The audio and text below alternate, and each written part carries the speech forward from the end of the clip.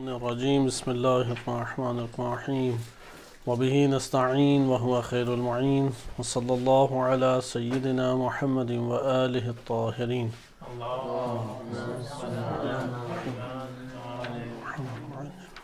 سیاست امیر المومنین علیہ السلام از نہج البلاغہ آپ کی خدمت میں موضوع پیش کیا جا رہا تھا۔ ہم امام علی علیہ السلام کے عہد خلافت و امامت میں ریاستی اور ملکی مسائل کا جائزہ لے رہے تھے، جس میں جنگ جمل کے بعد جنگ صفین کے ایک معرکے کا تذکرہ آیا۔ جنگ صفین کے موضوع میں وارد ہونے سے پہلے ہم نے بعض موضوعات کو ملاحظہ کیا جن میں امیر معاویہ کو لکھے گئے خطوط اور مکتوبات تھے کہ جو امام علی علیہ السلام نے تحریر کیے اور نہج البلاغہ میں ان کا تذکرہ موجود ہے۔ دوسرا ہمارے پاس یہ موضوع ختم ہوا تو دوسرا موضوع آیا کہ دونوں لشکروں میں اساسی شخصیات جن کے اوپر پوری جنگ اور اس پورے کے پورے قافلے یعنی جو امام علی علیہ السلام لشکر لے کے آئے اور اس کی تدبیر موقوف تھی، وہ اہم شخصیات کون سی تھیں۔ مثلا اگر معاویہ بن ابی سفیان شام سے ایک لشکر کو لے کے آیا تو اس لشکر میں ایسے افراد ضروری ہیں کہ جن کے ذریعے سے معاویہ بن ابی سفیان تدبیر کر سکے اور امام علی علیہ السلام کے خلاف افراد کو کھڑا کر سکے۔ اسی طریقے سے امام علی علیہ السلام کے ایسے انصار اور مددگار کا ہونا ضروری ہے کہ جن کی مدد سے امام ریاست کو سنبھالیں اور جنگ کی تدبیر کریں اور اس لشکر جو باغیوں کا لشکر تھا اس سے جہاد اور قتال کریں۔ معاویہ بن ابی سفیان کا آپ نے تذکرہ گزشتہ درس میں ملاحظہ کیا۔ اہل سنت اکثر اور بیشتر اہل سنت کتب سے تھا، مکتب تشیع کی کتابوں سے وہ تذکرہ آپ کی خدمت میں پیش نہیں کیا گیا۔ بنو امیہ کے بارے میں آپ نے معتبر اور صحیح سند روایات دیکھیں، اس طرح معاویہ بن ابی سفیان کے بارے میں آپ نے روایات کو ملاحظہ کیا۔ اس سے پہلے عمرو بن عاص کی شخصیت کو ہم پڑھ چکے ہیں، کیونکہ اگر عمرو بن عاص کی شخصیت معاویہ کے ساتھ ملحق نہ ہوتی تو معاویہ کے لیے وہ مدد اور نصرت مہیا نہ ہوتی جس کی بدولت اس نے امام علی علیہ السلام کی خلافت میں اس قدر بڑا ایک فتنہ کھڑا کیا۔ عمرو بن عاص کی شخصیت کا آپ تاریخی کردار ملاحظہ کر چکے ہیں کہ ہر وہ شخص کہ جو اپنی زندگی میں اپنی صلاحیتوں کو دین کی بجائے دنیا کی خاطر پیش کر دے اور دین کے مقابلے میں وہ دشمن کا ساتھ دے، اس شخصیت کو عمرو بن عاص سے تشبیہ دی جا سکتی ہے، کیونکہ عمرو بن عاص غیر معمولی صلاحیتوں کا فرد تھا، میدان جنگ کا بھی فرد تھا اور میدان سیاست سے بھی آگاہ تھا، اور ایسے افراد کسی بھی معاشرے کے اندر کلیدی اور اہم ترین کردار ادا کرتے ہیں۔ لیکن اس کو جب پیشکش کی معاویہ نے مصر کی تو اس نے اپنے وجود کے اوپر دین کے بجائے دنیا کو غلبہ دیا اور دنیا کو اختیار کیا۔ یہاں سے ہم نے تاریخ کے جو فلسفہ تاریخ کے عنوان سے ہم نے تاریخ کی 3 قسمیں کی کہ ایک تاریخ نقلی ہے، ایک تاریخ علمی ہے اور ایک فلسفہ تاریخ ہے کہ حاضر سے جس میں استفادہ کیا جاتا ہے۔ یہ آپ نے نتیجہ لیا کہ ہر وہ فرد جو باصلاحیت ہو اور اپنی صلاحیت کو دین کے خلاف استعمال کرے، دین کے خلاف پیش کرے، اور اس صلاحیت کو پیش کرنے سے مقصود فقط و فقط دنیا کا حصول ہو، تو یہ کردار عمرو بن عاص کا کردار کہلاتا ہے۔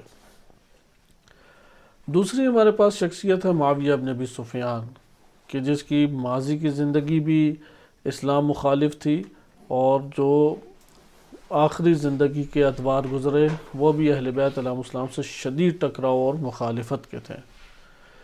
معاویہ بن ابی سفیان، اس کے متعلق نہج البلاغہ میں کثیر کلام امام علی علیہ السلام کا موجود ہے کہ آپ مکتوبات کی صورت میں ایک مطالعہ کر چکے ہیں اور دوسرا آج ہم تھوڑا سا مطالعہ کریں گے۔ آپ نے اکثر بیشتر احادیث جو معاویہ سے مربوط تھیں وہ آپ نے ملاحظہ کیں، اور 1-2 روایتیں رہ گئیں۔ مثال کے طور پہ ایک روایت اہل سنت کتب میں ہی صحیح سند طریق سے پائی جاتی ہے اور اس کو ہم نے نہیں پڑھا لیکن وہ کتب میں موجود ہے۔ صرف اشارہ میں ابھی کر دیتا ہوں کیونکہ وقت کی قلت کی وجہ سے آپ کے سامنے بقیہ امور ذکر نہیں کیے جا سکیں گے، کہ نبی اکرم صلی اللہ علیہ وسلم سے اہل سنت کتب میں مذکور ہے، جیسا کہ مسند بزار میں ذکر ہے، اور اسی طریقے سے اس کو بقیہ کتب میں بھی اس کی سند کو صحیح قرار دیا گیا، جیسے مجموع الزوائد میں ہیثمی نے اسے قرار دیا ہے کہ حضرت صلی اللہ علیہ وسلم کے پاس سے 3 افراد گزرے، ایک اونٹ کے اوپر سوار تھا، ایک اونٹ کو ہنکا کے لے کے جا رہا تھا، اور ایک اونٹ کے پیچھے پیچھے چل رہا تھا۔ تو تب نبی اکرم صلی اللہ علیہ وسلم نے فرمایا تھا کہ اونٹ پہ سوار اور جو اسے آگے لے کے جا رہا ہے اور جو اس کے پیچھے چل رہا ہے، تینوں کے اوپر اللہ کی لعنت ہو۔ تو اہل سنت کتب میں ہی وارد ہوا ہے کہ اب یہ ایک روایت جدا طور پہ کتب میں موجود ہے، تاریخ میں بھی یہ والی روایت آئی ہے، اور اس کے مصادیق کو بعض جگہوں پہ ذکر کیا گیا ہے کہ جو اونٹ کے اوپر سوار تھا وہ ابو سفیان تھا، اور جو اونٹ کو ہنکا کے لے کے جا رہا تھا آگے سے کھینچ کے، وہ ابو سفیان کا بڑا بیٹا یزید بن ابی سفیان تھا، اور جو پیچھے پیچھے چل رہا تھا وہ معاویہ بن ابی سفیان تھا۔ اسی طرح اہل سنت کتب میں ایک اور باب ہے کہ معاویہ بن ابی سفیان نے کیا کیا بدعات کو ایجاد کیا۔ مثال کے طور پہ میں چند آپ کی خدمت میں تیزی سے اشارتاً نکات ذکر کر دیتا ہوں تاکہ ہمارے سامنے وہ کردار معاویہ بن ابی سفیان کا آشکار ہو کہ جو تاریخ میں رہا ہے، اور پھر آج ہم ایک نتیجہ اس سے لیں گے اور امام علی علیہ السلام کے اصحاب کی طرف منتقل ہوں گے۔ طحاوی نے شرح معانی الآثار میں لکھا ہے، اور اس کو یہ خبر بھی صحیح ہے بلکہ درجہ تواتر کی حد تک پہنچی ہوئی ہے، یعنی یہ حدیث درجہ تواتر کی حد تک پہنچی ہوئی ہے۔ اور اس میں یہ ہے کہ معاویہ بن ابی سفیان وہ بیت اللہ حرام، بیت اللہ کا طواف کرتے ہوئے اس کی تمام جگہوں کو مثلاً بوسہ دے رہا تھا، یستلم الارکان کلہا۔ تو ابن عباس نے کہا کہ نبی اکرم صلی اللہ علیہ وسلم جو ہیں وہ اس طریقے سے نہیں، یعنی دونوں رکنوں کو نہیں مثلا بوسہ دیا کرتے تھے، مثلا فقط و فقط حجر اسود کو بوسہ دیا کرتے تھے۔ تو یہاں پہ یہ اعتراض کیا، تو وہاں پہ معاویہ نے کہا، یہاں پہ معاویہ کے جملات مہم ہیں، بقیہ چیزوں کو ہم ایک طرف رکھیں، جملات مہم ہیں۔ فقال معاویہ لیس من البیت شیء مہجور، بیت اللہ کی کسی بھی چیز کو ترک نہیں کیا جائے گا۔ تو تب ابن عباس نے یہ دلیل پیش کی، لقد کان لکم فی رسول اللہ اسوۃ حسنہ، کہ رسول اللہ صلی اللہ علیہ وسلم کی شخصیت میں اسوہ حسنہ ہے۔ تو تب معاویہ نے کہا کہ صدقتا، کہ آپ نے صحیح کہا ہے، فہذہ الآثار کلھا، کہ یہ جو جتنے بھی آثار ہیں نبی اکرم صلی اللہ علیہ وسلم سے، ابن عباس نے یہ کہا کہ نبی اکرم صلی اللہ علیہ وسلم سے جس طرح سے حج آیا ہے یا طواف آیا ہے، اسی طریقے سے ہمیں طواف کرنا چاہیے، ہمیں بقیہ طریقے اپنے خود ایجاد نہیں کرنے چاہیے۔ یعنی بالفاظ دیگر طواف کے دوران کئی ایسے امور جو خود معاویہ بن ابی سفیان نے ایجاد کیے، اس کے اوپر اعتراض کس نے کیا؟ عبداللہ ابن عباس نے اعتراض کیا اور کہا کہ جو نبی صلی اللہ علیہ وسلم نے انجام دیا ہے فقط اسی کو ہمیں انجام دینا چاہیے۔ اچھا، اسی طریقے سے اور بھی ہیں کہ عید کے دن اذان نہیں دی جاتی، آج بھی مسلمانوں میں اذان کا رواج موجود نہیں تھا۔ اہل سنت محدثین نے ذکر کیا ہے کہ عید کی نماز کے لیے آپ غور کریں کہ اذان الصلاۃ کہا جاتا ہے، لیکن معاویہ بن ابی سفیان نے اپنے دور میں عید الفطر اور عید الاضحیٰ ہر دو نمازوں میں اذان اور اقامت دونوں کو قرار دیا، اور دونوں کی اس بدعت کو ایجاد کیا، اور اس کے اوپر ابن مسیب نے صحیح سند روایت اہل سنت کی، ان کا یہ کہنا ہے ان اول من احدث الاذان لصلاۃ العید معاویہ، پہلا شخص جس نے عید کی نماز کے لیے اذان کی بدعت کو ایجاد کیا وہ معاویہ بن ابی سفیان ہے۔ اسی طرح سے اور ہمارے پاس دلائل ہیں کہ جس میں یہ بدعات کا تذکرہ ہے۔ انہی میں سے ایک ہے کہ عید کی نماز بیٹھ کے پڑھانا، کیونکہ نہیں کھڑا ہوا جاتا تھا، اپنے بڑے پیٹ کی وجہ سے، تو پھر بیٹھ کے معاویہ بن ابی سفیان نے عید کی نماز کو پڑھانا شروع کیا۔ اس کو بھی بدعات میں سے شمار کیا جاتا ہے۔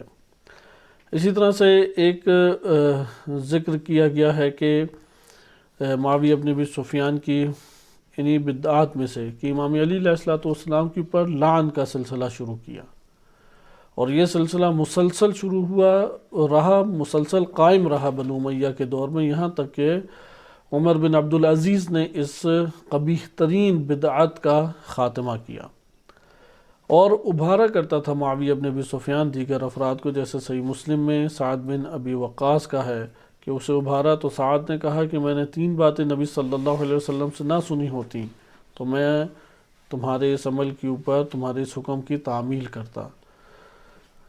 پہلی بات یہ تھی کہ نبی اکرم صلی اللہ علیہ وسلم نے خیبر میں امام علی علیہ السلام کے لیے فرمایا کہ کرار غیر فرار، پھر آیت تطہیر کی طرف اشارہ کیا، غدیر خم کی طرف غالباً اشارہ کیا، اس طرح بہرحال 3 فضائل بیان کیے۔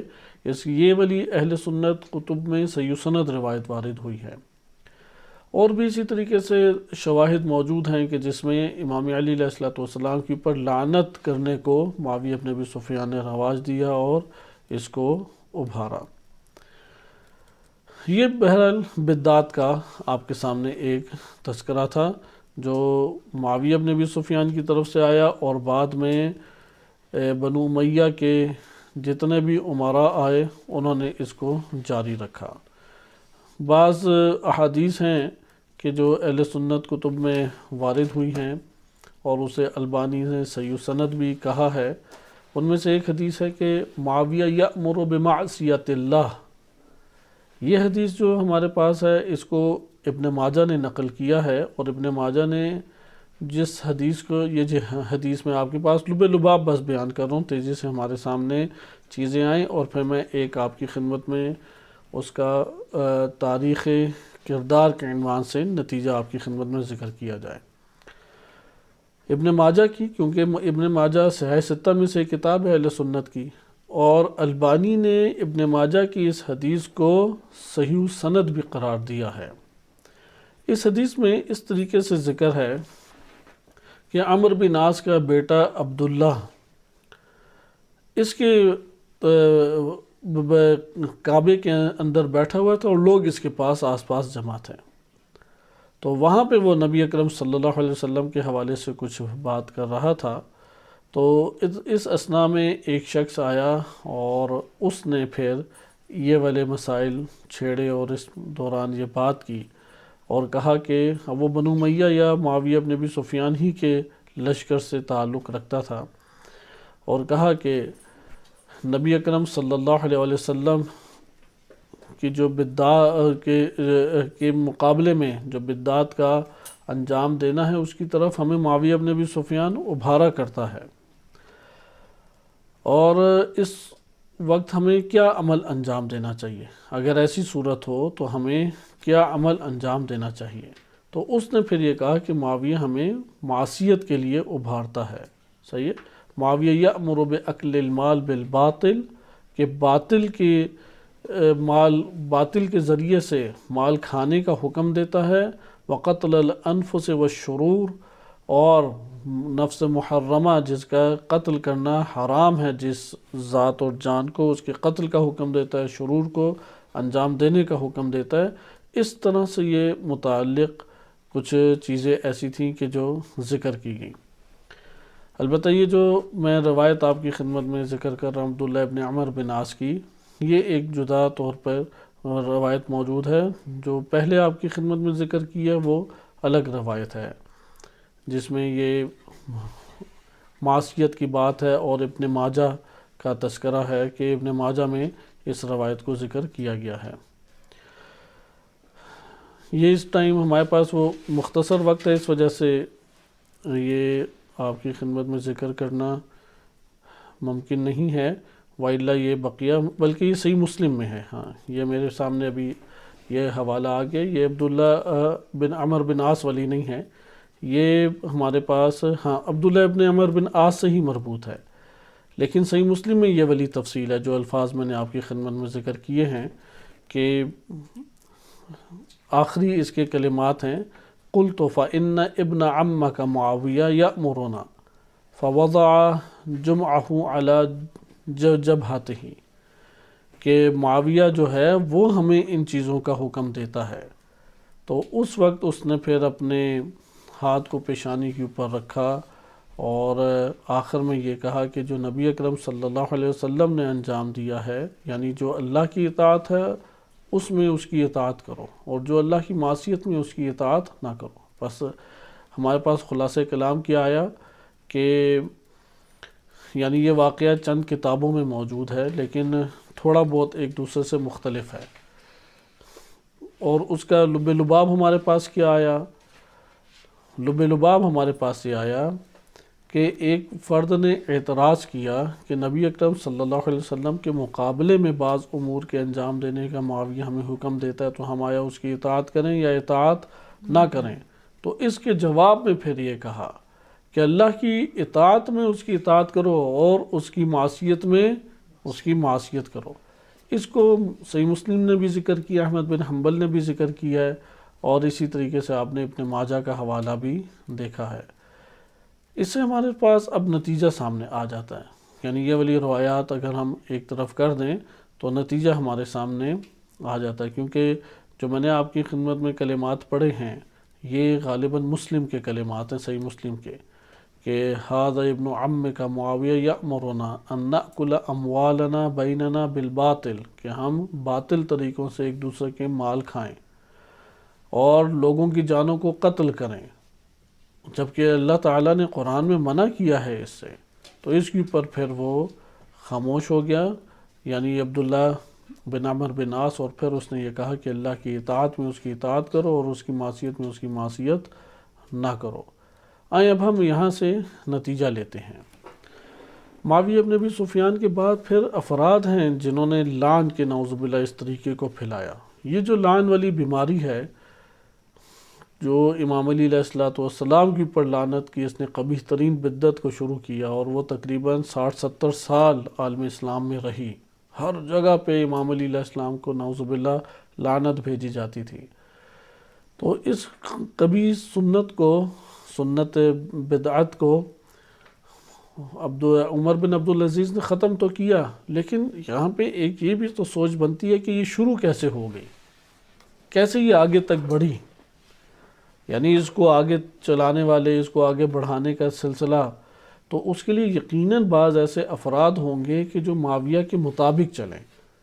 اس لیے اس بندے نے یہ اہل سنت کی صحیح سند، چونکہ احادیث میں اگر صحیح سند چند روایتیں بھی آ جائیں، تجزیہ تحلیل کر کے آپ معنی لے سکتے ہیں.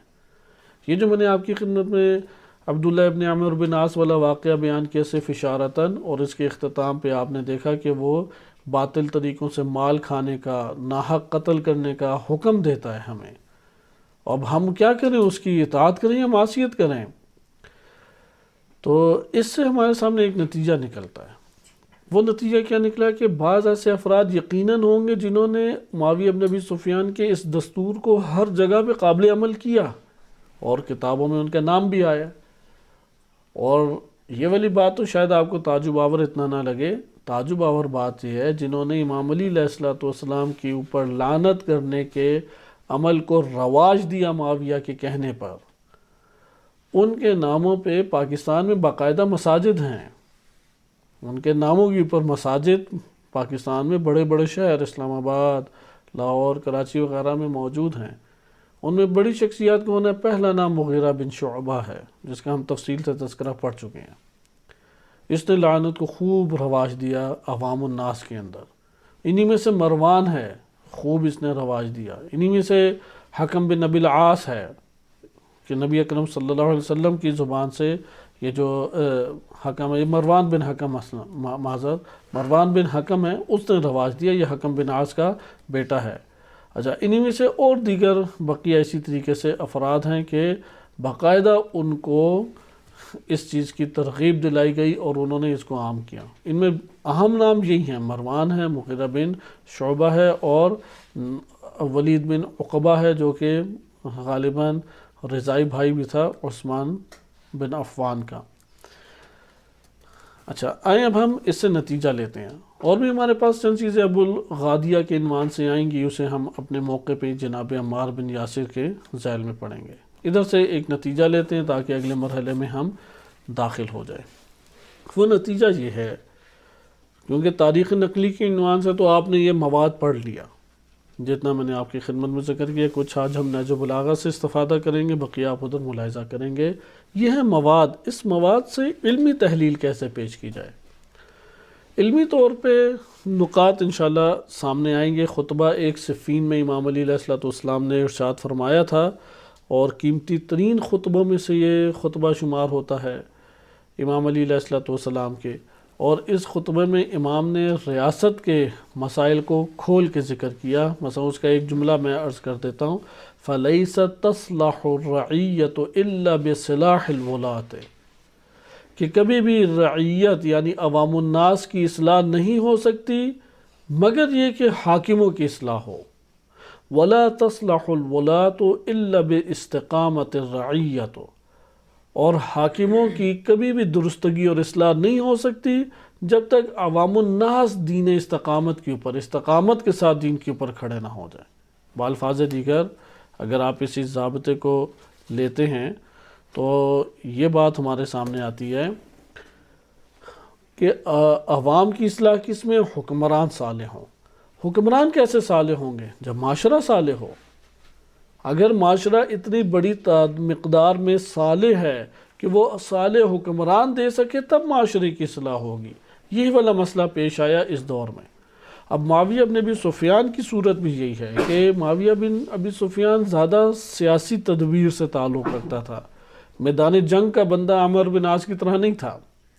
عمر بن عاص تو باقاعدہ کئی جنگیں لڑتا رہا، یہ الگ چیز ہے کہ امام علی علیہ السلام کے مد مقابل ان کی شجاعت اور بہادری جواب دے جاتی تھی، لیکن تھا تو میدان جنگ کا بندہ، کیونکہ میدان جنگ کا ہی بندہ ہوتا ہے کہ جو شکست کھاتے ہوئے مختلف حرکتیں کرتا ہے۔ جیسے اس نے اپنا لباس امام علی علیہ السلام کے سامنے اتار دیا اور امیر المومنین علیہ السلام نے چہرہ پھیر لیا، اور یہی کام بصر بن ارطاح نے بھی کیا کہ وہ ایک دفعہ پھنس گیا اور صفین میں تو اس نے بھی اپنا پورا لباس اتار دیا، اور اس سے پہلے طلحہ بن ابی طلحہ نے یہ کام کیا تھا احد میں یا بدر میں، اور امیر المومنین علیہ السلام نے چہرہ پھیر لیا تھا۔ یہ شخصیات موجود ہیں تاریخ میں، ایسے چہرے، لیکن اس سے یہ پتہ لگتا ہے یہ میدان جنگ میں لڑنے والے تھے، جنگجو تھے یہ سارے بندے۔ معاویہ بن ابی سفیان کا شمار اس طرح کے افراد میں نہیں ہوتا، وہ سیاسی اعتبار سے اور سیاسی الجھنیں سلجھانے والا بندہ تھا۔ اگرچہ کہا جاتا عمر بن عاص بھی سیاسی امور میں بہت ماہر تھا، لیکن معاویہ اگر آپ یہ روایات اور تاریخ کا ملاحظہ کریں آپ کو عمر بن عاص سے آگے نظر آئے گا۔ اس کی بنیادی وجہ کیا ہے، یعنی بنیادی دلیل کیا ہے ہمارے پاس؟ دلیل یہی ہے کہ عمر بن عاص کو قابو کس نے کیا؟ اگر عمر بن عاص کی سیاست اور سیاسی تدابیر زیادہ قوی ہوتی تو وہ حکومت کے اوپر ایک حملہ کر چکا ہوتا، قبضہ کر چکا ہوتا۔ لہذا معاویہ ابن ابی سفیان ان سیاسی امور میں اس سے زیادہ بافہم تھا عمر بن عاص کی نسبت۔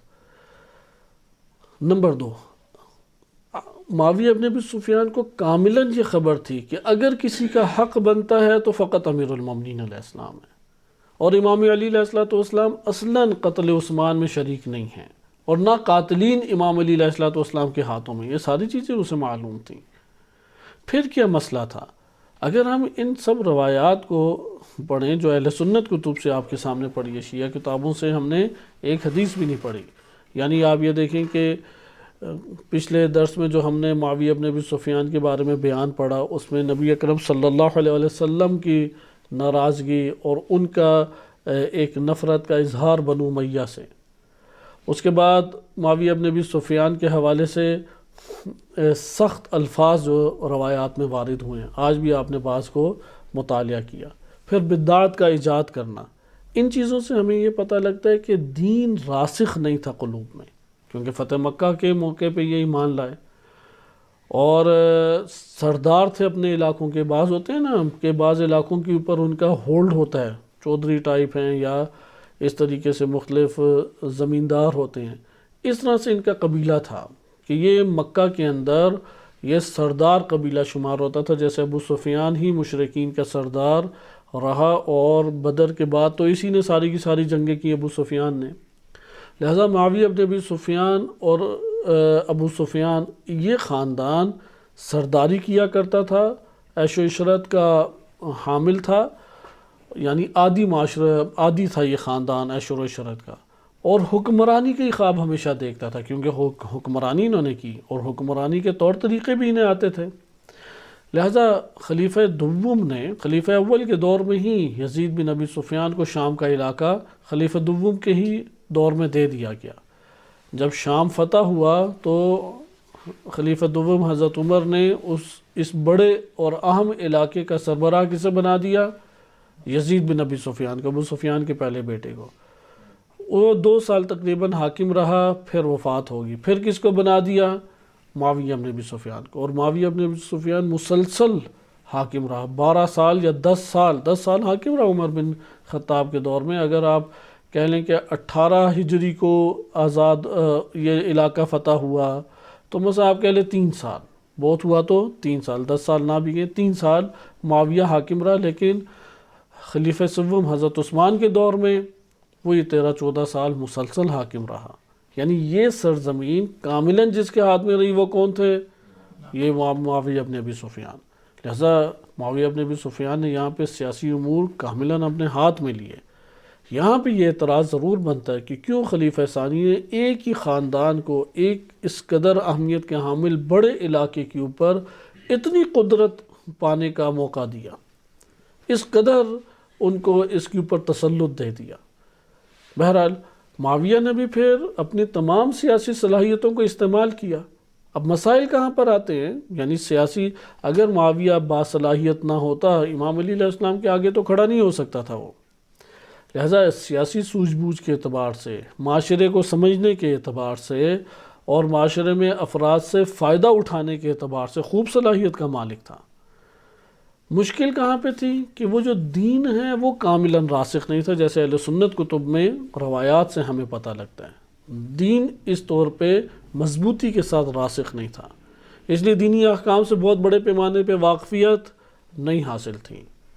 یہاں تک کہ اہل سنت کتب میں شراب پینے کا واقعہ وارد ہوا ہے، شام کے ہی اس برسر منبر شراب پینے کا واقعہ بھی وارد ہوا ہے۔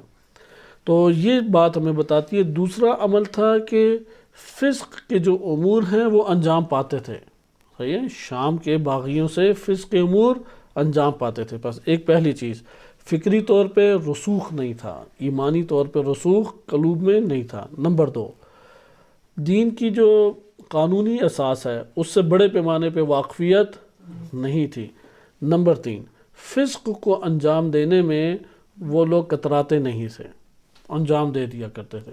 نمبر 4، کسی حدود کے اپنے آپ کو پابند نہیں سمجھتے تھے، حدود الہیہ کے پابند نہیں سمجھتے تھے اپنے آپ کو، بالخصوص سیاسی امور میں ہر جائز ناجائز حرکت کو انجام دیتے تھے۔ اس کا تذکرہ امام علی علیہ السلام نے بھی کیا، یعنی خوف خدا موجود نہیں تھا۔ اچھا، اسی میں آ جائے نمبر 5، عیش و عشرت کے طرف خوب رغبت رکھتے تھے، یعنی ماڈرنائز بننا چاہتے تھے، ماڈرنزم کی طرف بڑھتے تھے، عیش و عشرت کے دلدادہ تھے۔ یہ 5-6 خصوصیات ہمارے سامنے تاریخ میں آتی ہیں۔ اس سے آئیں اب ہم تجزیہ یہاں پہ کرتے ہیں۔ اگر ایسی صورت ہو اور اس کردار کے افراد معاشرے کے اوپر آ جائیں اور معاشرہ ان لوگوں کی حمایت کرے امام حق کو چھوڑ کے، تو یہاں پہ امت عذاب کا شکار ہوتی ہے، اور ایسا عذاب آتا ہے کہ صرف ایک گھرانہ نہیں، سب گھرانے اس کا شکار ہوتے ہیں۔ خانہ کعبہ جو ہے وہ بھی مسمار کیا جاتا ہے، مسجد نبوی کی بھی حرمت کو پامال کیا جاتا ہے، قرآن بھی جلائے جاتے ہیں، اگر یہاں پہ معاشرہ ایسے حکمرانوں کا ساتھ دے دے۔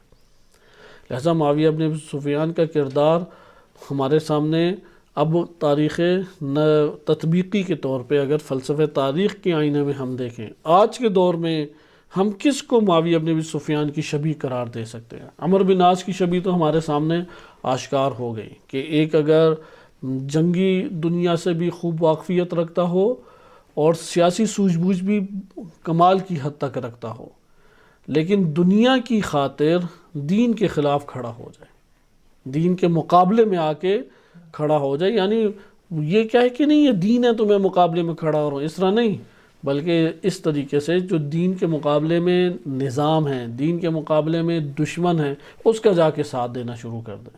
مثلا آج امریکہ اور اسرائیل برطانیہ کا ساتھ دے، اس ٹائم کینیڈا بھی برسر فہرست آ گیا ہے، سر فہرست ہو گیا، ان کا جا کے ساتھ دے۔ پاکستان کے اندر، عالم اسلام کے اندر باطل قوتوں کو رسوخ دینے کے لیے، باطل نظاموں کو رسوخ دینے کے لیے ساتھ دینا شروع کر دے۔ یہ عمرو بن عاص جیسی شخصیت ہے، یعنی خود کوئی انجینئر، ڈاکٹر یا کوئی ایک بڑی اس طرح کی صلاحیت کا مالک ہے، لیکن سیاسی افکار کے اعتبار سے اور صلاحیت دینے کے اعتبار سے دشمن کے حلقے میں پایا جاتا ہے۔ لیکن معاویہ بن ابی سفیان کی طرف آئے تو یہ چہرہ نہیں، معاویہ بن ابی سفیان کا چہرہ دینی چہرہ تھا لوگوں کے سامنے، مذہبی چہرہ تھا لوگوں کے سامنے۔ لہذا پہلی چیز، اگر آج کے دور میں ہم نے کسی کو معاویہ بن ابی سفیان سے مشابہ قرار دینا ہو، دیکھیں کہ وہ قاری، حافظ، مولوی، مجتہد، مرجع یا اس طرح کا کوئی ٹائٹل رکھتا ہے، مفتی یا اس طرح کا ٹائٹل رکھتا ہے یا نہیں، مثلا مولانا کا ٹائٹل رکھتا ہے یا نہیں، یہ اس میں پہلی چیز۔ نمبر 2، دنیا کے حصول، دنیا سے بھی کیا مراد ہے؟ سیاست کے حصول، اپنے حاکمیت کے حصول کے لیے ہر جائز ناجائز طریقہ کار کو اختیار کرے، سیاست کے حصول کے لیے ہر جائز ناجائز طریقے کو اختیار کرے۔ دوسرا اس کے ہمارے پاس جو پہلو ہے وہ یہ آتا ہے۔ لہذا مذہبی ہمارے پاس، مذہب کے علاوہ دوسرا کیا ہو گیا؟ مذہبی چہرے سے آنا۔ مذہبی چہرے کے علاوہ دوسرا ہو گیا کہ سیاست کے حصول کے لیے ہر جائز ناجائز طریقے کو اختیار کرے۔ نمبر 3، عیش و عشرت کا دل دادا ہو۔ صحیح ہے، عیش و عشرت انسان کا جو حجم ہے وہ اس کی طرف نشاندہی کرتا ہے۔ ہم یہ نہیں کہہ سکتے ہر بڑے پیٹ والا فاسق ہی ہے، ضروری نہیں ہے، لیکن اگر نبی اکرم صلی اللہ علیہ وسلم کی بد دعا اسے لگے اور اسی طریقے سے کوئی اس کے امور فسق سامنے ہوں تو بلا شک و شبہ وہ قابل تنقید بنتا ہے۔ لہذا تیسری چیز کیا ہے؟ عیش و عشرت کا دل دادا ہو۔ چوتھا یہ ہے کہ دنیا کی روشنائیوں سے مرغوب ہو جانے والا ہو۔ ہوتی ہے نا کسی جگہ بڑی چمک ہے، ماڈرنزم ہے، بڑی محفل ہے، بڑی ٹیکنالوجی کے ساتھ آئیں، مرغوب ہو جانے والا ہو۔ یہاں پہ جو ہمارے سامنے چہرہ آتا ہے، آپ اس کو معاویہ بن ابی سفیان سے تعبیر کر سکتے ہیں۔ بالخصوص یہ 2 صفات اہم ہیں، اول مذہبی چہرہ رکھتا ہو، نمبر 2 اپنی سیاست کی، نہ کہ دین کی، سیاست کی راہ ہموار کرے دین کے چہرے سے۔ یہ معاویہ بن ابی سفیان کا کردار ہمارے سامنے آتا ہے، دین کے چہرے سے اپنی سیاست۔ ایک دفعہ ہوتی ہے اللہ کی سیاست، جیسے امام علی علیہ السلام کا نہج البلاغہ میں فرمان ہے، میں تمہیں اللہ کی خاطر چاہتا ہوں اور تم مجھے اپنی دنیا کے لیے چاہتے ہو۔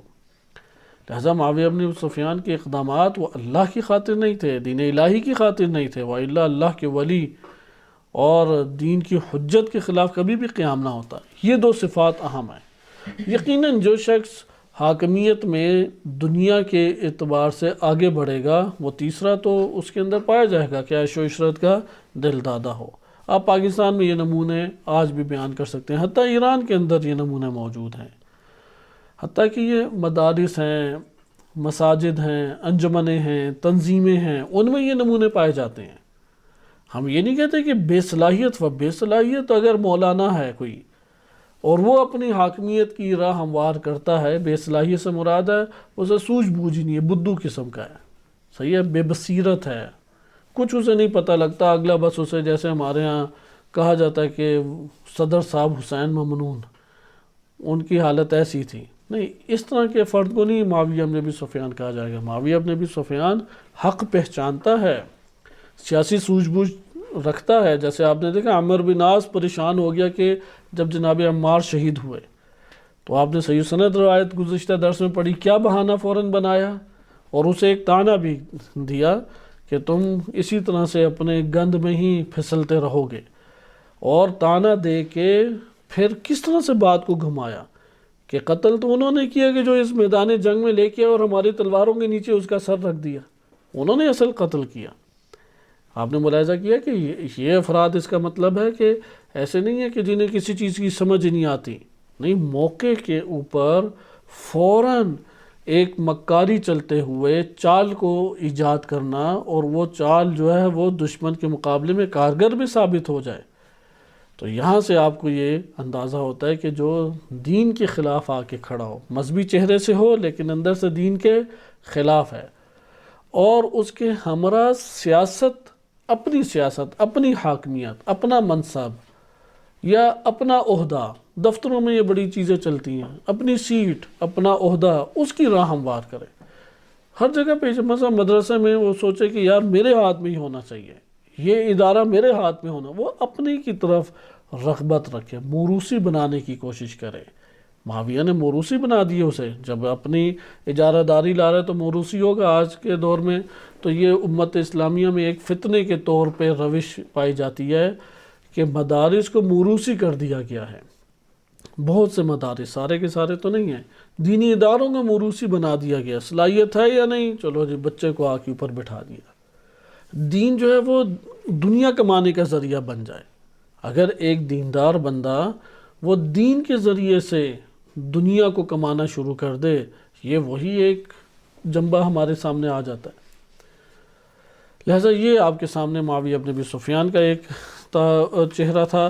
آئیں اس کو ہم نہج البلاغہ کے اب چند خطبات سے ملاحظہ کرتے ہیں کہ پہلے میں آپ کے سامنے بنو امیہ کے متعلق جو امام کے کلمات ہیں وہ بیان کرتا ہوں، اور پھر خطبات میں، مکتوبات میں تو معاویہ بن ابی سفیان کا سلسلہ آپ دیکھ چکے ہیں، لیکن ہم اس جگہ پہ پڑھیں گے کہ پہلے معاویہ بنو امیہ کے بارے میں امام نے کیا جملات ادا کیے، اور اس کے بعد ہم دیکھیں گے کہ معاویہ بن ابی سفیان کے حوالے سے امام کے کیا کلمات ہیں۔ جہاں تک بنو امیہ کے بارے میں کلمات ہیں تو امیر المومنین علیہ السلام نے پے در پہ لوگوں کو آگاہ کیا اس فتنے سے، لوگوں کو خبردار کیا اس فتنے سے، آگاہی دی انہیں۔ لیکن وہی جس طرح سے ہم نے کہا کہ پچھلے درس میں پڑھا تھا کہ امام علی علیہ السلام سے بھی مربوط ہے، نبی اکرم صلی اللہ علیہ وسلم نے، ہماری کتب میں بھی یہ روایت آئی ہے کہ اگر تم منبر پہ دیکھو تو اس کو قتل کر دو۔ تو لوگوں نے قتل نہیں کیا، اس لیے یہ مسائل میں پڑ گئے۔ ادھر سے آج عصر حاضر میں ہم یہ معنی لیں، اگر ان صفات کا فرد مومنین کے خالص گروہ کے اوپر آئے، اس کا حق یہ بنتا ہے کہ ایسے فتنہ گر یا سازشی بندے کو قبول امت کو نہیں کرنا چاہیے۔ لیکن امت ہی اغوا ہو جائے، جیسے پاکستان کے اس وقت معاشرہ اغوا ہو گیا۔ وہ تلاش کرتے ہیں کہ عمرو بن عاص اور معاویہ ان دونوں میں سے بہتر کون سا ہے۔ صحیح ہے، ایک میدان کی صلاحیتوں کا مالک ہے اور سیاسی سوجھ بوجھ بھی ایک حد تک رکھتا ہے، یہ عمرو بن عاص سے بندہ مشابہ ہے۔ تو پاکستان میں آج کل اس طریقے سے ہے کہ یار ایک معاویہ ہے اور ایک عمرو بن عاص ہے، کہتا ہے عمرو بن عاص کو آنے دو۔ عمرو بن عاص کو کیوں آنے دو؟ کیا اصحاب امیر المومنین علیہ السلام کی یہ سیرت تھی؟ آپ دو چار اور الفاظ لے آئیں، کیونکہ سیاسی دنیا کے یہ بندے تھے۔ عرض کیا نا، عمرو بن عاص جنگی اگر دنیا کا مالک ہے، آپ کسی اور میدان کا، کوئی مثلا انجینئر ہے، کوئی اقتصاد پڑھا ہوا ہے، کوئی کسی فلاں یونیورسٹی سے پڑھا ہوا ہے، پڑھا لکھا بندہ آپ کہہ لیں، کہ جس کو کسی زندگی کے کسی ایک شعبے میں خوب مہارت تھی، یہ عمرو بن عاص جیسا حاکم ہے۔ اسی طریقے سے ولید بن عقبہ جیسا حاکم، کہ جسے صرف عیاشیوں سے ہی غرض ہے، آپ کے یار اسے عیاشیوں سے غرض ہے، چلو یہ والا کام تو کرے گا۔ مثلا معاویہ بن ابی سفیان نے غربت تو ختم کی، وہ کیس و کسرا کے جدید آج کے یورپین طرز کی ریاست کو بنانے میں تو کامیاب ہو گئے بنو امیہ، سارے قیس و کسرا کے طور طریقے وہ لے کے آ گئے۔ لہذا اگر اس طریقے سے ہو تو گویا کہ ہم اگر قدیم زمانے کے ناموں کو لیں اور جدید نام ہٹا دیں، مثلا عمران خان، فضل الرحمن، یا اسی طریقے سے شہباز شریف، بلاول، یہ نام ابھی ہم ہٹا دیں، پرانے لے آئیں، ہم پرانے نام ادھر رکھ دیتے ہیں۔ آپ کہیں گے کس کو آپ ووٹ دینا چاہتے ہیں، کس کو آپ لانا چاہتے ہیں؟ وہ رہبر کے فوراً لے کے آتے ہیں بیانات کہ فتاوی کے ضرور ووٹ دو، اگر رہبر نے یہ کہا کہ عمر بن عاص کو ووٹ دو، معاویہ بن ابی سفیان کو ووٹ دو، انہوں نے کہا کہ انتخابات میں اگر کوئی ایسا فرد ہے کہ جس کے ذریعے سے حقوق حاصل کیے جا سکتے ہیں، آپ سمجھتے ہیں کہ ہمارے مولانا حضرات اس قدر تیز ہیں ان لوگوں کی نسبت، وہ ان سے فائدہ اٹھائیں گے یا یہ ان سے فائدہ اٹھائیں گے؟ یعنی پاکستان کی مذہبی سیاسی جماعتیں ان حکمرانوں سے فائدہ اٹھا لیتی ہیں، یا یہ جو سیاسی جماعتیں ہیں یہ مذہبی جماعتوں سے فائدہ اٹھا لیتے ہیں؟ دونوں میں سے کیا ہمیں دکھائی دیتا ہے؟ یہ سیاسی جماعتیں فائدہ اٹھا کے لے کے چلی آتی. انہوں نے کیا فائدہ؟ انہوں نے شخصی فائدے اٹھائے ہوں گے، قوم کے اعتبار سے کون سا فائدہ اٹھایا جاتا ہے؟ لہذا یہ نام ہمارے پاس آتے ہیں کہ عمر بن عاص، معاویہ بن ابی سفیان، مروان، آپ ان میں سے کس کو لے کے آنا چاہتے ہیں؟ کس کو آپ ووٹ دے کے برسر اقتدار لانے کی کوششیں کر سکتے ہیں؟ آئیں تیزی سے نہج البلاغہ سے دیکھیں خطبہ نمبر 91. اس میں ارشاد امیر المومنین علیہ السلام اس طریقے سے ہے: اما بعد حمد اللہ و ثناء علیہ ایہا الناس، اے لوگو، فإنی فقعت عین الفتنہ، اے لوگو میں نے فتنہ و شر کی آنکھیں پھوڑ ڈالی ہیں. اگر امیر المومنین علیہ السلام کا ٹکراؤ بنو امیہ کے خاندان کے ساتھ نہ ہوتا تو آج تک شیعہ سنی دونوں کے دونوں اس فتنے کا شکار ہو رہے ہوتے. اہل سنت میں تو ہے رضی اللہ ہیں وہ ہر صورت میں، بلکہ ان کے تو مولانا حضرات بیٹھے ہیں ابھی یوٹیوب پہ اردو زبان، کئی ایسے مولانا حضرات جو معاویہ کی ان تمام خطاؤں کی تعویل کیا پیش کرتے ہیں کہ بالآخر وہ معاشرے کو اوپر بڑھانے کے لیے اور ریاست کو ترقی یافتہ کرنے کے لیے ماڈرن کچھ طریقے اختیار کرنے ہی پڑتے ہیں. اس میں کیا اعتراض ہے؟ انہوں نے کہا ماڈرن انہوں نے ریاست کو بنایا، آج بھی آپ کی ریاست کو کوئی ماڈرن بنائے گا یورپ کی مانند تو ہاتھ تو ملانا ہی پڑے گا نا اسے خاتون سے، تو کیا اس میں عیب اور حرج ہے؟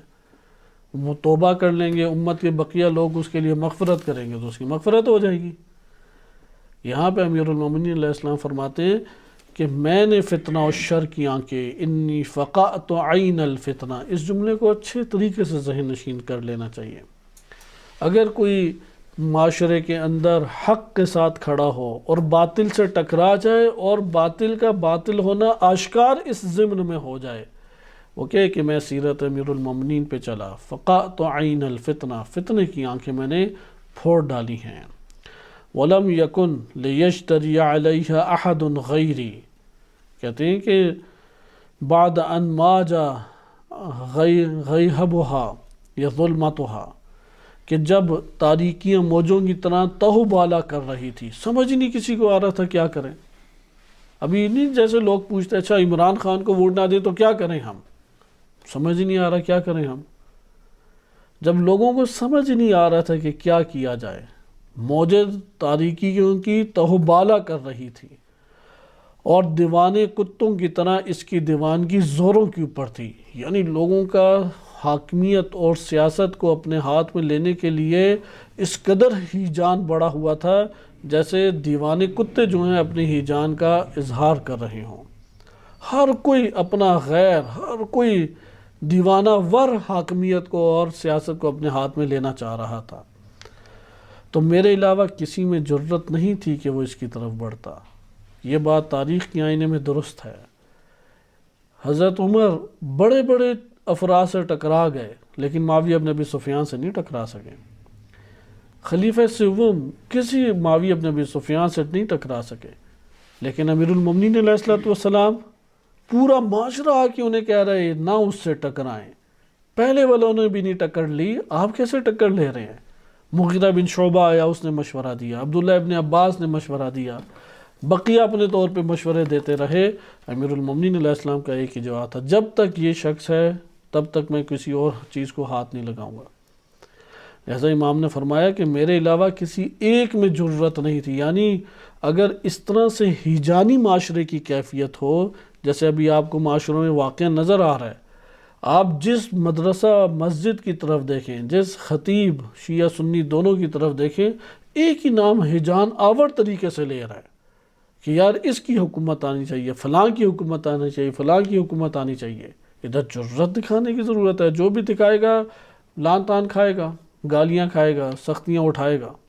جرت کا ادھر مظاہرہ کریں اور کہیں کہ نہیں، اللہ کی حکومت ہونی چاہیے، نظام الہی ہونا چاہیے، اللہ کا قانون جاری ہونا چاہیے، سب تمہاری مصلحتیں اپنے پاس۔ جیسے مغیرہ بن شعبہ کا مشورہ کیا چھوٹا مشورہ تھا کہ اس نے آ کے کہا کہ آپ یہ شام کا علاقہ چھوڑ دیں اور ان کو ان کے ہمراہ رہنے دیں، بقیہ جگہوں پہ اپنی حکومت قوی کریں، مصر میں اپنے بندے بھیجیں، قوت اختیار کریں، کوفہ ہے، بصرہ ہے، مدینہ ہے، مکہ ہے، اور ایک مضبوط فوج تیار کریں۔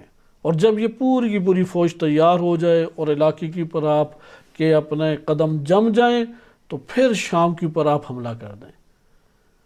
امام علی علیہ السلام نے قبول نہیں کیا، اور اہل سنت اس کو اعتراض کرتے ہیں اس کے اوپر، کہتے ہیں نعوذ باللہ امام علی علیہ السلام کو سیاست ہی نہیں آتی تھی، جبکہ امیر المومنین علیہ السلام کا انتہائی مدبرانہ یہ فیصلہ تھا، کیونکہ معاویہ ابن ابی سفیان ابھی اس متزلزل شام کے ذریعے سے اتنی جنگیں وہ کر گیا، اگر وہ مستحکم ہو جاتا شام میں پھر، یعنی ماضی میں مستحکم تھا، امام نے جب ہٹا دیا اور ٹکراؤ کی کیفیت پیدا ہو گئی اور ایک بے چینی اور اضطراب شام کے اندر جنم لے گیا، تو اب آپ سمجھتے ہیں کہ معاویہ برقرار رہے گا؟ زیادہ برقرار رہنے کی توقع نہیں تھی۔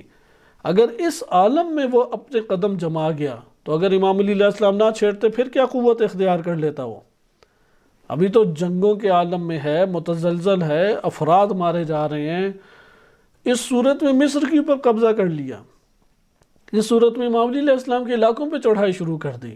اگر امیر المومنین علیہ السلام بالکل نہ چھیڑتے تو پھر کیا ہوتا؟ پھر تو وہ بہت قوت اختیار کر جاتا۔ ایسا امام فرماتے ہیں کہ میرے علاوہ کسی ایک میں جرت نہ تھی کہ وہ اس کی طرف بڑھتا۔ موقع ہے جو چاہو مجھ سے پوچھ لو، بیشتر اس کے کہ مجھے نہ پاؤ۔ اس ذات کی قسم جس کے قبضہ قدرت میں میری جان ہے، تم اس وقت سے لے کے قیامت تک کے درمیانی عرصے کی جو بات مجھ سے پوچھو گے میں بتاؤں گا، اور کسی ایسے گروہ کے متعلق دریافت کرو گے جس نے سو کر ہدایت کی ہو اور سو کر گمراہی اس نے اختیار کی ہو، تو میں اس کے للکارنے والے اور اس سے آگے سے کھینچنے والے اور پیچھے سے دھکیلنے والے اور اس کی سواریوں کی منزل اور اس کے ساز و سامان سے لدے ہوئے پالانوں کے اترنے کی جگہ تک بتا دوں گا، اور یہ کہ کون ان میں قتل کیا جائے گا اور کون اپنی موت مرے گا، ان سب کی میں، یعنی یہ جو ہے نا 100 سے مراد نیند نہیں ہے، عدد ہے۔ یہ عربی میں آپ پڑھیں وَلَا عَنْ فِئَةٍ تَهْدِي مِئَةً وَتُضِلُّ مِئَةً إِلَّا أَنْبَاتُكَ، یعنی اگر کوئی ایسے افراد ہیں کہ 100 کے گروہ ہیں، ان کی ہدایت، کئی 100 گروہ ہیں جنہوں نے ہدایت پانی ہے، ان کے متعلق بھی بتا دوں گا، کئی 100 گروہ ہیں جنہوں نے گمراہی کا شکار ہونا ہے، ان کے متعلق بھی بتا دوں گا۔ اور جب میں نہ رہوں گا اور ناگوار چیزیں اور سخت مشکلیں پیش آئیں تو دیکھ لینا بہت سے پوچھنے والے پریشانی سے سر نیچے کر ڈالیں گے اور بتانے والے عاجز و درماندہ ہو جائیں گے، اور یہ اس وقت ہوگا جب تم پہ لڑائیاں زور سے ٹوٹ پڑیں گی اور اس کی سختیاں نمایاں ہو جائیں گی، اور دنیا اس طرح تم پر تنگ ہو جائے گی کہ مصیبتوں کے دن تم یہ سمجھنے لگو گے کہ یہ دن تو بڑھتے ہی چلے جا رہے ہیں، یہاں تک کہ خداوند متعال تمہارے باقی ماندہ لوگوں کو فتح و کامرانی دے گا۔ پھر نیچے آئیں، نیچے سے ہم بقیہ پڑھتے ہیں۔ قسم بخدا میرے بعد تم بنو امیہ کو اپنے لیے بدترین حکمران پاؤ گے، وہ تو اس بوڑھی اور سرکش اونٹنی کے مانند ہیں جو منہ سے کاٹتی ہو اور ادھر ادھر ہاتھ پاؤں مارتی ہو۔ بوڑھی اونٹنی اپنے پاس نہیں آنے دیتی، بتکی ہوئی ہوتی ہے اور مار پیٹ کا کام کرتی ہے، اور وہ دھونے والی ٹانگوں پر ٹانگیں چلاتی ہے، جو بھی دودھ دھونا چاہتا ہے اس کو مارتی ہے اور دودھ دینے سے انکار کر دیتی ہے، یعنی بنو امیہ سے ایک فائدہ بھی نہیں اٹھا پاؤ گے۔ بنو امیہ کی یہاں پہ ہمیں خصوصیات جاننا چاہیے، اس کو ذرا توجہ سے آپ ملاحظہ کریں، کیونکہ یہ جو بنو امیہ کا فتنہ ہے کوئی نسلی اور نسبی ایک جھگڑا تھا، نسلی اور نسبی جھگڑا تو نہیں تھا اہل بیت علیہ السلام کا۔ یقیناً یہ گروہ بنو امیہ ایک خاندان ہے نا، آپ آج کے دور میں ایک سیاسی پارٹی بھی کہہ سکتے ہیں، کیونکہ آپ نے اب اسے تاریخ تطبیقی کے طور پہ آج کے دور میں لینا یا فلسفہ تاریخ کے طور میں، تو آپ اسے ایک سیاسی پارٹی بھی قرار دے سکتے ہیں۔ سیاسی پارٹیاں چاہے مذہبی ہوں یا غیر مذہبی ہوں، ان کے عادات اطوار وہی حمایت اور مخالفت کا معیار ہوتے ہیں۔ ان کے اپنے آثار، عادات، اطوار، کردار یہی معیار ہیں کہ مخالفت کریں یا اس کی موافقت کریں، یہ ذہن نشین کر لینا چاہیے۔ وإلا دنیا کا کسی بھی خطے کے اوپر کوئی بھی گروہ ہو، اس کی فقط ماضی کی خدمات کی وجہ سے حالیہ اس کے غلط اعمال اور غلط کرتوتوں کی حمایت نہیں کی جا سکتی۔ آپ حزب اللہ لے آئیں، آپ یہاں سے ولایت فقیہ کا نظام لے آئیں، کوئی بھی آپ نظام لے کے آ جائیں، ماضی اس کا حال کے اندر غلط کاموں کی تائید کا سبب نہیں بن سکتا۔ غلط کام ہر جگہ ہو سکتے ہیں۔ ہم اگر کسی کی بھی حمایت کریں، رہبریت کی حمایت کریں، حزب اللہ کی حمایت کریں، سپاہ کی حمایت کریں، معیار کے اوپر حمایت کرنی چاہیے۔ فرقہ واریت کے اوپر، تعصب کے اوپر، گروہ بندی کے اوپر کبھی بھی حمایت نہیں ہونی چاہیے۔ لہذا بنو امیہ کے ساتھ گروہ بندی کے اوپر مخالفت نہیں تھی اہل بیت علیہ السلام کی۔ وہ کیا چیزیں تھیں جس کی وجہ سے بنو امیہ کی مخالفت تھی؟ آپ ادھر یہ کلمات دوبارہ دیکھیں۔ بنو امیہ کو اپنے لیے بدترین حکمران پاؤ گے۔ سیاسی پارٹیاں اگر آ جائیں، بدترین اگر انہیں ہم حکمران پائیں، ان کی مذمت کریں اسی ٹائم ہم۔ اچھا، پھر وہ بدترین کیا ہیں؟ یہ اس بوڑھی اور سرکش اونٹنی کی مانند ہے جو منہ سے کاٹتی ہے۔ یہ بنو امیہ کی کیا حکومت ہے؟ یہ آپ کو نفع نہیں لینے دے گی، یعنی دین کے اعتبار سے آپ نفع نہیں لے سکتے، ریاستی اعتبار سے بھی آپ نفع نہیں لے سکتے، یعنی مومنین کو نہیں اس سے فائدہ پہنچے گا۔ یہ تم سے مراد کون ہے؟ آخر امام علی علیہ السلام کس کو کہہ رہے ہیں؟ تم انہی مومنین کے گروہ کو کہہ رہے ہیں نا، کہ تم لوگ جو دین کے عنوان سے حمایت دین چاہتے ہو، یہ تمہیں میسر نہیں آئے گی۔ اچھا، یعنی اس لیے اب اس کو کہ تم نفع حاصل نہیں کر پاؤ گے، یہاں پہ ہمیں یہ پتہ لگ گیا کہ یہ فلسفہ تو باطل ہوا کہ آپ دو شروں میں سے ذرا ایک شر کا انتخاب کر کے ان سے اپنے حقوق منوائیں۔ کیسے آپ منوائیں گے اگر بنو امیہ کی ان کے اندر خصوصیات موجود؟ مثلا بنو امیہ کی خصوصیات کیا تھیں؟ جیسے آپ نے صحیح سنت حدیث میں اہل سنت کی مطالعہ کی، باطل طریقوں سے مال کھانے کے اوپر ابھاریں گے۔ کیوں باطل طریقوں سے مال کھانے پہ ابھاریں گے؟ تاکہ اپنی حکومت چلا سکیں، تاکہ لوگوں کو اپنے ساتھ جوڑے رکھ سکیں جن کو انہوں نے حکمران بنایا۔ نمبر 2، ناجائز قتل کرتے تھے۔ صحیح ہے، بے گناہ لوگوں کو قتل، اپنے مفادات کے لیے قتل کرتے تھے بالفاظ دیگر۔ اگر یہ خصوصیات کسی بھی پارٹی میں پائی جاتی ہیں سیاسی، وہ بنو امیہ کے طریقوں پہ ہے۔ بنو امیہ کا طریقہ کار کیا تھا؟ قیس و کسریٰ کے جدید ماڈرن طریقے وہ عالم اسلام کے اندر لے آئے۔ ان کا دربار کیا تھا؟ بہترین پارلیمنٹ ان کا بن گئی، جدید طور طریقوں کے مطابق۔ اگر کوئی ایک ریاست کو فقط و فقط ٹیکنالوجی کی اساس کے اوپر اور ظاہری تعلیم کی، یعنی جو یورپ کی اساس ہے، یورپ کی، اس دور میں یورپ یہ روم تھا اور ایران، یہ سپر پاور تھے، ان سپر پاورز کی شکل کو اپنی ہی ریاست کے اندر منطبق کرے اور دین سے بیگانہ ہو اور دین اور قوانین دین کے اجرا کو اپنا ہدف اور مقصد نہ سمجھتا ہو، عدالت کو مقصد نہ سمجھتا ہو، یہ بنو امیہ کی پارٹی ہے۔ یعنی بنو امیہ یہ نہیں ہے کہ غربت میں اور لے آئے۔ غربت میں تو امام علی علیہ السلام کی ریاست زیادہ رہی، اگرچہ امام علی علیہ السلام نے غربت کا خاتمہ اپنے 5 سال میں بڑی حد تک کر دیا، لیکن معاویہ کے دور میں شان و شوکت ایک قسم کی معاشرے کے اندر رونق برپا ہو گئی، ماڈرن طریقے ایجاد ہو گئے۔ قتل و غارت ہر طرف اس طرح سے نہیں تھی، مفادات کے اوپر قتل و غارت تھی، یعنی شیعان علی علیہ السلام قتل کیے جاتے تھے، جو حکومت سے ٹکراتا تھا قتل ہوتا تھا، چاہے وہ اہل بیت علیہ السلام کا دشمن ہے یا موافق ہے۔ مثلا حجر بن عدی، رشید ہجری، یہ جو اصحاب تھے، یہ کیوں قتل کیے گئے؟ امام علی علیہ السلام کے لشکر کے اساسی بندے تھے۔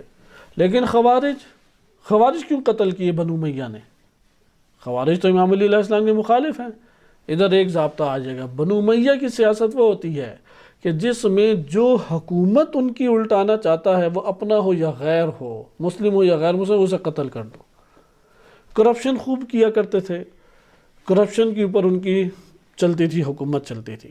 بس جو سیاسی پارٹی آئے وہ جدید ماڈرن طریقے لے کے آنے کے نام لے جدید نظام تعلیم، جدید نظام سیاحت، ملک کو مال و دولت سے بھر دے گا، ملک کا سارا نظام ٹھیک کر دے گا، اس طرح کی باتیں کریں۔ نمبر 2، یعنی وہ مذہبی چہرے سے نہیں آ رہا، اگر مذہبی چہرے سے ہے کبھی بنو امیہ نہیں ہوگا، صحیح ہے؟ مذہبی چہرہ حاکم کا تو تھا اس دور میں، حکومت کا مذہبی چہرہ نہیں تھا۔ سارے اہل سنت شیعہ قائل ہیں ملوکیت کا دور تھا، یعنی یہ بنو امیہ کی سیاسی پارٹی اور معاویہ ابن ابی سفیان کی شخصیت، ان دو میں فرق کرنا ضروری ہے۔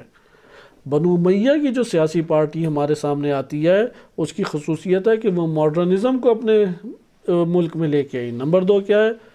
دین کو اس نے بلائے طاق رکھ دیا، ایک طرف کر دیا۔ نمبر 3، مفادات کی خاطر قتل کرتی تھی، ناحق مال کھایا کرتی تھی، کرپشن کیا کرتی تھی۔ لہٰذا ادھر آپ اب آئیں، امام کی یہی کلمات کو دوبارہ آپ دیکھیں کہ یہ بوڑھی اونٹنی کی مانند ہے، ہاتھ پاؤں چلاتی ہے، دودھ دھونے والے کو مارتی ہے، یعنی جو بھی اس سے جائز استفادہ کرنا چاہے اور اس کا اپنا فائدہ نہ ہو، اونٹنی کا تو کوئی فائدہ نہیں ہے نا، اس میں اس کی حکومت کا اپنا کوئی فائدہ نہیں ہے، اس سیاسی پارٹی کا اپنا فائدہ نہیں ہے، تو وہ اپنے سے مفاد نہیں لینے دے گی۔ یہ نکات ذہن نشین کریں جو بنو امیہ کے عنوان سے نہج البلاغہ ہمیں دے رہی ہے۔ اگر ایک سیاسی پارٹی ہے وہ آپ کو دینی مفاد لینے دیتی ہے اپنے پاس اور آپ سے کوئی فائدہ نہیں لیتی، تعریف کریں اس کی، کوئی عیب اور حرج نہیں ہے۔ لیکن اگر ایک سیاسی پارٹی ہے، اسے اگر کیونکہ خود اس سیاسی پارٹی کو فائدہ نہیں ہو رہا اس لیے وہ آپ کو بھی اپنے آپ سے فائدہ اٹھانے نہیں دے گی، یہ بنو امیہ کی پارٹی ہے۔ یہ اونٹنی کی یہی صفات ہیں، وہ برابر تمہارا قلع قمع کرتے رہیں گے، یعنی مومنین کے قاتل ہوں گے، مومنین کے حمایتی کبھی بھی نہیں بنیں گے، یہاں تک کہ صرف اسے چھوڑیں گے جو ان کے مطلب کے لیے مفید ہو۔ یہ جو بنو امیہ کی سیاسی پارٹی ہے اس کی خصوصیات لکھیں، جس میں یہ والی صفات ہوں برملا طور پہ اس سے اظہار برات کر دیں، وَإِلَّا باطن میں بنو امیہ کے سامنے جھک گئے ہم۔ اس دور میں تو کوئی فرقہ واریت نہیں تھی نا، ایک ہی فرقہ پایا جاتا تھا اور نبی صلی اللہ علیہ وسلم کا اسم گرامی لیتے تھے۔ آج کے دور میں شیعہ ہو یا سنی ہو فرق نہیں پڑتا اس سے، آپ نے دیکھنا ہے کہ اس کا کیا موقف ہے۔ یہ خصوصیات ہیں، یعنی شیعہ میں خصوصیات ہو یہ بنو امیہ شیعہ ہیں، سنی میں خصوصیات ہوں گے بنو امیہ سنی ہیں یہ، لہذا جو ان کے مطلب کے لیے ہو صرف اسے چھوڑیں گے اور کم سے کم ان کے لیے نقصان رسا نہ ہو، نقصان کا باعث کم سے کم نہ بن رہا ہو، اور ان کی مصیبت اسی طرح گھیرے رہے گی امت کو کہ ان سے داد خواہی ایسی ہی شکل میں ہوگی جیسے غلام کے لیے اپنے آقا سے اور مرید کی اپنے پیر سے۔ یعنی یہ امت کو کس طرح سے اپنے سامنے رکھیں گے؟ خود آقا مد مقابل غلام، آپ دیکھیں کیسے ملتے ہیں یہاں سامنے ان کے افراد۔ تم پر ان کا فتنہ ایسی بھیانک صورت میں آئے گا جس سے ڈر لگنے لگے گا، اور زمانے جاہلیت کی مختلف حالتوں کے لیے ہوگا، یعنی زمانے جاہلیت کی رسومات اور طور طریقے جو ہیں وہ پلٹ کے آنے لگ جائیں گے۔ یعنی جس فتنوں سے تم ڈرتے تھے کہ خاندانی نظام برباد نہ ہو جائے، برباد ہونے لگے گا۔ تم ڈرتے تھے کہ فحاشی عام نہ ہو جائے، فحاشی عام ہونے لگے گی۔ تم اپنی جانوں کے دینے سے ڈرتے تھے کہ قتل و غارت نہ ہو، نامنیت آنا شروع ہو جائے گی۔ یہ سیاسی پارٹی بنو امیہ کی جس کی حکومت آئے، زمانے جاہلیت کی مختلف حالتوں کے لیے ہوگا، نہ اس میں ہدایت کا مینار نصب ہوگا اور نہ راستہ دکھانے والا کوئی نشان تمہیں نظر آئے گا۔ ہم اہل بیت رسول ان فتنہ گروں کے گناہ سے بچے ہوئے ہوں گے اور ان کی طرف تم کو بلانے میں ہمارا کوئی حصہ نہ ہوگا۔ ان کی طرف یعنی بنو امیہ جیسے افراد کی طرف بلانے میں اہل بیت علیہ السلام کا حصہ نہیں۔ یہ آج کے دور میں بہت بڑا ظلم ہمارے ملک میں شروع ہو گیا ہے، اپنی مذہبی سیاسی اجارہ داری کو لانے کے لیے نام استعمال کیے جاتے ہیں ائمہ اہل بیت علیہ السلام، امام حسین علیہ السلام، جناب حبیب بن مظاہر کا نام لائیں گے، دینی مقدسات کو وہ استعمال کر کے اس کو لانا چاہتے ہیں۔ اور کن کے ساتھ لے کے آ رہے ہیں؟ ان کے اوصاف سامنے ہیں، آیا وہ زمانے جاہلیت سے ان کے اوصاف ملتے ہیں یا اہل بیت علیہ السلام کے ماتحت مومنین سے ان کے اوصاف ملتے ہیں؟ واضح ہمارے لیے۔ پھر آگے فرماتے ہیں کہ ان کی طرف لوگوں کو بلانے میں ہمارا کوئی حصہ نہیں ہوگا۔ یہ سیرت اہل بیت ہے۔ یہ جب سوال کرتے ہیں کہ پھر کس کی ہم حمایت کریں، تو یہاں پہ یہ امام کا جملہ سنائیں، ہم اس طرح کے لوگوں کی طرف لوگوں کو نہیں بلائیں گے۔ یہ وہ جگہ ہے جہاں ابن لبون کی طرح ہو جائیں، جس میں نہ سواری ہو سکے نہ دودھ دھوئے جا، یعنی تم سے کوئی فائدہ نہ اٹھا سکے کوئی پارٹی۔ تمہاری مثال ایسی ہونی چاہیے، نہ کہ تمہارے دوش پہ شیعہ قلوب کو وہ اغوا کر کے لے جائے، ان کے ووٹ اور حمایت لے کے تم اس جگہ کی پر آ کے حاکم بننے بیٹھ جاؤ۔ ادھر امام فرماتے ہیں کہ ہم ان کی طرف لوگوں کو بلانے میں ہمارا کوئی حصہ نہیں ہوگا۔ پھر ایک دن وہ آئے گا کہ اللہ اس شخص کے ذریعے سے جو انہیں ذلت کا مزہ دکھائے اور سختی سے ہنکائے اور موت کے تلخ جام پلائے اور ان کے سامنے تلوار رکھے اور خوف انہیں چمٹا دے، وہ سے لے کے آئے گا۔ ان فتنوں سے اس طرح علیحدہ کر دے گا وہ شخص جس طرح ذبیحہ سے کھال الگ کی جاتی ہے۔ اس وقت قریش دنیا و ما فیہا، جو کچھ دنیا میں ہے، کہ بدلے میں یہ چاہیں گے کہ وہ مجھے صرف اتنی دیر جتنی اونٹ کے ذبح ہونے میں لگتی ہے کہیں ایک دفعہ دیکھ لیں تاکہ میں اس چیز کو قبول کر لوں جس کا آج کچھ حصہ بھی طلب کرنے کے باوجود دینے کے لیے تیار نہیں ہے، یعنی منت سماجت کر کے اپنی یہ جان چھڑانے کے لیے آ جائیں۔ ایک اور جگہ پہ خطبہ نمبر 96 ہے، مختصر خطبہ ہے، اس میں بنو امیہ کے مظالم ذکر کیے گئے ہیں۔ امام علی علیہ السلام فرماتے ہیں خدا کی قسم، خطبہ نمبر 96 96 نمبر، وہ ہمیشہ یوں ہی ظلم ڈھاتے رہیں گے۔ دیکھیں ظلم ایک طرح کا نہیں ہے، ہمارے یہاں ظلم جو ہے نا زندان اور قتل ہی بس رہ جاتا ہے۔ اللہ کے قانون کو ختم کرنا، نظام الہی کو ختم کرنا سب سے بڑا ظلم ہے، شرک سب سے بڑا ظلم ہے، ان الشرک لظلم عظیم۔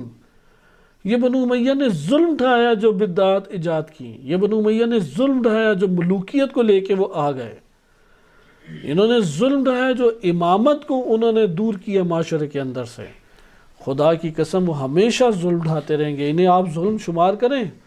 وہ حکمران جو نظام اسلامی کو دور کرے اور غربی شیطانی نظاموں کی اجارہ داری ادھر لے کے آئے، یہ ظلم ہے ان کا، یہ ظلم ڈھاتے رہیں گے اور کوئی اللہ کی حرام کی ہوئی چیز ایسی نہ ہوگی۔ دیکھیں ادھر ظلم سے کیا امام مراد رہ رہے ہیں، زندان، کرپشن اور قتل فقط مراد نہیں لے رہی ہے، تو یقیناً ظلم ہے۔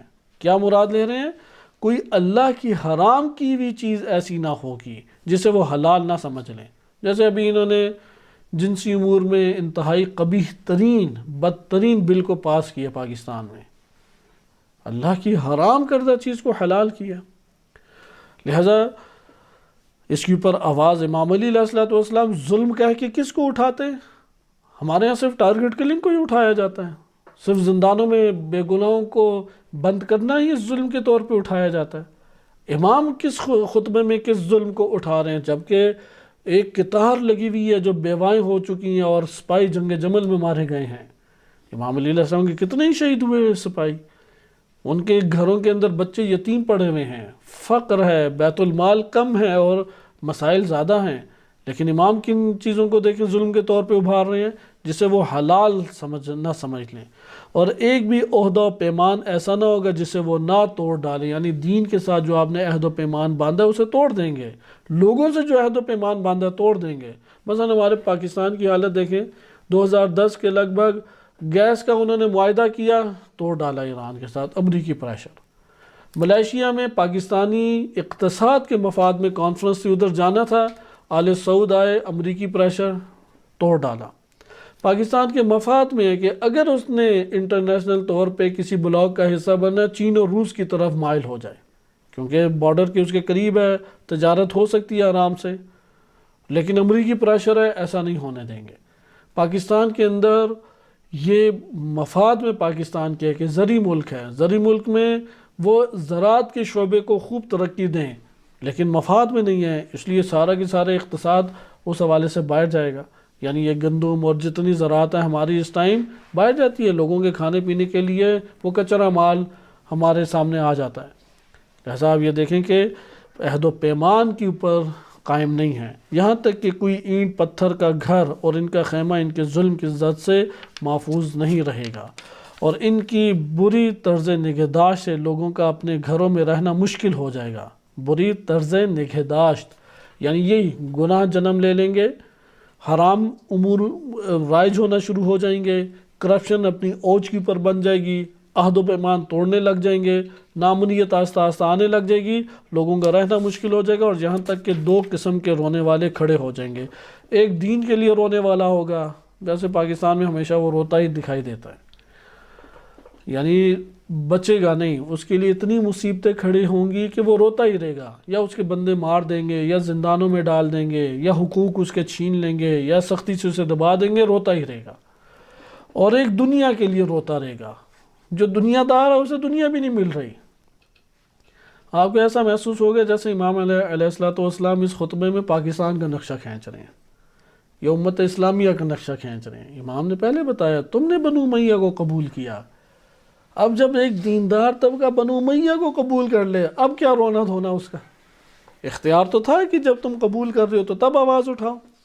اور یہاں تک کہ تم میں سے کسی ایک کا ان میں سے کسی ایک سے داد خواہی کرنا ایسا ہی ہوگا جیسے غلام کا اپنے آقا سے، کہ وہ اپنے سامنے اطاعت کرتا ہے اور پیٹھ پیچھے برائی کرتا ہے، یعنی اس کے سامنے آؤ بھگت کریں گے حاکم کے سامنے، اور پیچھے اس کی برائیاں کریں گے، اور دل کی بھڑاس نکالتا ہے، یہاں تک کہ نوبت پہنچ جائے گی تم میں سے جو اللہ کا زیادہ اعتقاد رکھے گا اتنا ہی وہ زحمت و مشقت میں بڑا چڑھا ہوگا۔ اس صورت میں اگر اللہ تمہیں امان اور عافیت میں رکھے تو اس کا شکر کرتے ہوئے اسے قبول کرو، اور اگر ابتلا و آزمائش میں ڈالے جاؤ تو صبر کرو، اس لیے کہ اچھا انجام متقین کے لیے ہے، متقین کے لیے عاقبت ہے، اچھا انجام ہے۔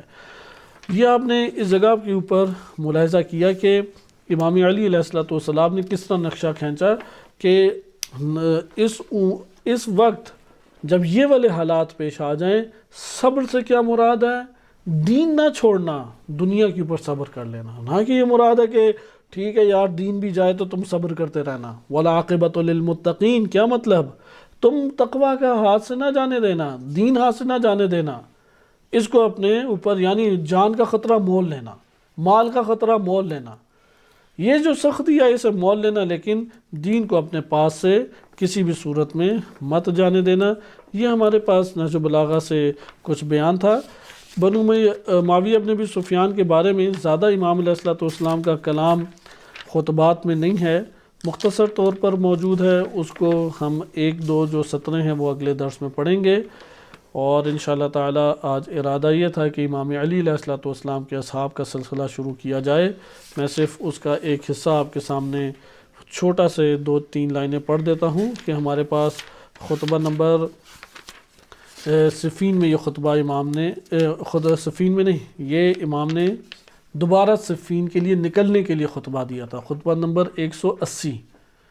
بہت خوبصورت خطبہ ہے، ضرور اس کو تسلسل کے ساتھ سننا چاہیے، آڈیو میں بھی یہ موجود ہے نیٹ پہ۔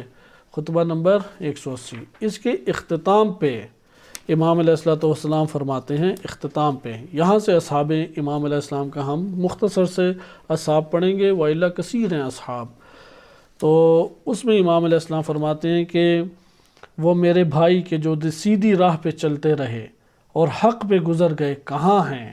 این عمار، عمار کہاں ہیں؟ این ابن تیہان، ابن تیہان کہاں ہیں؟ این ذو الشہادتین، ذو الشہادتین کہاں ہیں؟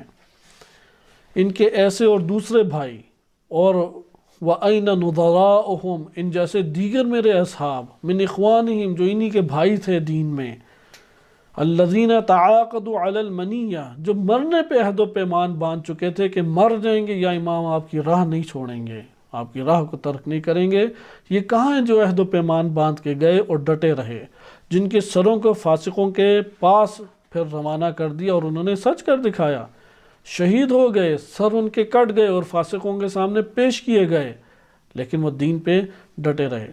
اور نوف کہتے ہیں جو اس خطبے کے راوی ہیں، پھر امام نے اپنا ہاتھ ریش مبارک پہ پھیرا، اس طرح سے ہاتھ پھیرا اور دیر تک روتے رہے، اوہا علی اخوانی الذین طلعوا، دیر تک وہ فاطال البکا، طویل گریہ و ہزاری کیا، اور پھر جملے یہ ارشاد فرمائے، آہ میرے وہ بھائی جنہوں نے قرآن کو پڑھا تو اسے مضبوط کیا اور اپنے فرائض پہ غور و فکر کیا۔